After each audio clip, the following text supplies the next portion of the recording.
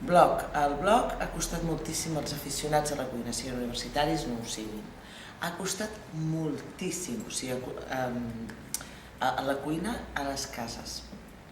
Els blogs són un professor online, pràcticament, És a dir, es pengen receptes d'aficionats, el que fa que la recepta sigui més accessible o sembli més accessible, amb la fotografia i fins i tot vídeos i també amb tot el redactat perfecte de la recepta, i l'aficionat que consulta en aquests blogs i que veu que és una persona que és propera amb ella, doncs alhora si realitza la recepta, si té dubtes ja ho penja, ho pregunta i el blogueire li contesta, i si hi ha algun error a la recepta li fa millorar la recepta, o sigui que és brutal.